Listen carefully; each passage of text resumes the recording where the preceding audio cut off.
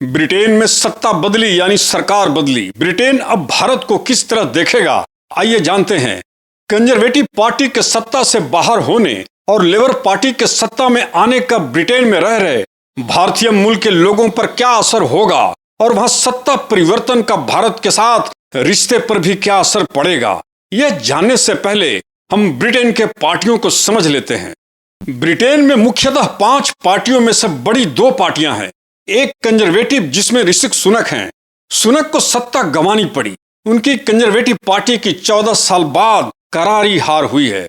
और दूसरी बड़ी पार्टी लेबर पार्टी है जिसने 650 में से 412 सीटें जीतकर बहुमत हासिल किया है। किंग चार्ल्स ने लेबर पार्टी के नेता स्टार्मर को सरकार बनाने का न्योता दिया और उन्हें ब्रिटेन का 98वां प्रधानमंत्री घोषित किया। पीएम के रूप में 10 डाउनिंग स्ट्रीट पहुंचे स्टार्मर ने कहा, बदलाव का काम फौरन शुरू हो गया है, हमारा काम आज से शुरू हो रहा है। स्टार्मर भारत को लेकर लगभग वही पॉलिसी जारी रखेंगे जो कंजर्वेटिव के समय में थी। यह न्यूज़पेपर के बड़े एक्सपर्ट्स का कहना है। कंजर्वेटिव पार्टी यानी सुनक वाली पार्टी इमिग्रेशन लॉ को लेकर ज्यादा स्ट्रिक्ट थी, जिसका असर भारतीय मूल के लोगों पर ज्यादा पड़ रहा था। अब स्टार्मर के सत्ता में आने से भारतीय मूल के लोगों को फायदा मिल सकता है, क्योंकि स्टार्मर इमिग्रेशन लॉ में कुछ नरमी बरत सकते हैं। आर्थिक फ्रंट पर देखें तो रूस यूक्रेन युद्ध की वजह से फूड सप्लाई चेन प्रभावित हुई, जिसकी वजह से ब्रिटेन में महंगाई बहुत बढ़ी है। स्टार्मर सरकार भारत के साथ रिश्ते मजबूत करने पर ज्यादा जोर दे सकती है, क्योंकि भारत पर निर्भरता पहले के मुकाबले बढ़ रही है।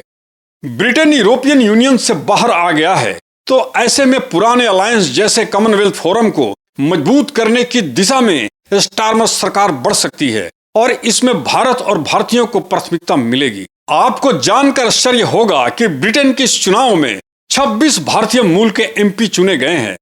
ये 26 सांसद वहां की संसद के निचले सदन हाउस ऑफ कॉमन्स के लिए चुने गए हैं।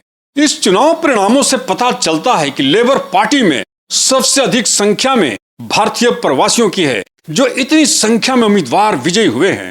जानकारों का कहना है कि वैचारिक रूप से स्टार्मर लेबर पार्टी में मॉडरेट विंग का प्रतिनिधित्व करते हैं।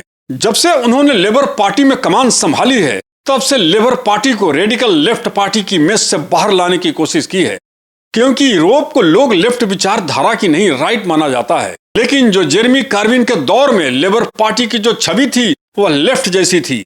स्टार्मर ने उसे बदलने की कोशिश की है।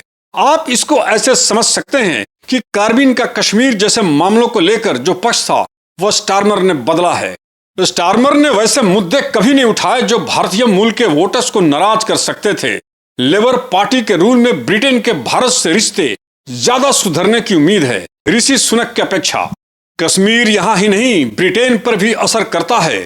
कश्मीर पर स्टार्मर ने कैसे बदला पार्टी का भारत विरोधी स्टैंड। साल 2015 में जेरेमी कार्बिन जब लेबर पार्टी के नेता बने, तब उन्होंने कश्मीर मुद्दे को लेकर कई ऐसे बयान दिए जिन्हें भारतवंशियों ने पसंद नहीं किया। साल 2019 में लेबर पार्टी को 1935 के बाद सबसे बुरी हार का सामना करना पड़ा, जिनके बाद कार्बिन को पद से हटा दिया गया।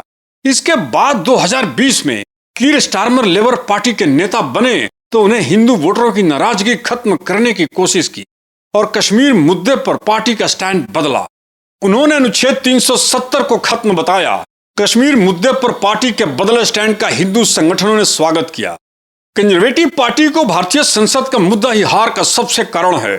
इसका सबसे स्पष्ट उदाहरण अर्थव्यवस्था है। देश निम्न विकास दर से जूझ रहा है और अन्य प्रमुख विकसित अर्थव्यवस्थाओं की तुलना में बहुत खराब प्रदर्शन कर रहा है।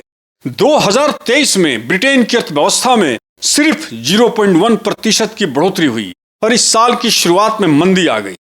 अक्टूबर 2022 में महंगाई 40 साल के उच्चतम स्तर पर पहुंच गई और हाल ही में इसकी कमी आई, लेकिन इसने ब्रिटेन को गरीब और उसके नागरिकों को नाराज कर दिया। स्टार्मर की थोड़ी बायोग्राफी संक्षिप्त में समझ लेते हैं कि वे राजनीति में कब आए और कैसे आए। कीर स्टार्मर ने रिगेट ग्रामर स्कूल में पढ़ाई की है। स्कूल के बाद यूनिवर्सिटी जाने वाले वो अपने परिवार के पहले सदस्य बने और लीड्स यूनिवर्सिटी में दाखिला लिया। लीड्स के बाद उन्होंने ऑक्सफोर्ड यूनिवर्सिटी में कानून की पढ़ाई की। 1987 में वो बैरिस्टर बने और मानवाधिकार कानून में उनकी विशेषज्ञता है। उनके काम के सिलसिले में वो कैरेबिया और अफ्रीका में रहे, जहां उन्होंने मौत की सजा का सामना कर रहे कैदियों का केस भी लड़ा। स्टारमर 2015 में उत्तरी लंदन में हार्बन और सेंट पैनक्रॉस से सांसद बने। उन्होंने पूर्व लेबर नेता जेरेमी कार्बिन की फ्रंट बेंच टीम में उनके ब्रेग्जिट सचिव के रूप में काम किया, जहां उन्होंने दूसरे ब्रेग्जिट चुनाव पर विचार किए जाने की बात कही थी। ब्रेग्जिट यूरोपियन यूनियन से ब्रिटेन को अलग करने की प्रक्रिया थी। साल 2019 के आम चुनाव में पार्टी की भारी हार के बाद स्टारमर ने लेबर नेता पद का चुनाव लड़ा और 2020 में पार्टी के नेता बने। ये भी जानिए स्टारमर जीत के साथ संबोधन में ब्रिटेन वासियों को जो कहा वो बहुत असरदार है। अब रिसेट का समय आ गया है, हालांकि हालातों को बदलने में समय लगेगा। उन्होंने ये भी कहा, चाहे आपने हमें वोट किया हो या नहीं, मेरी सरकार आप सब के लिए काम करेगी। आज इस वीडियो में इतना ही। अगर यह वीडियो अच्छा लगा हो तो कृपया सब्सक्राइब करें, लाइक करें, शेयर करना ना भूलें। नमस्कार।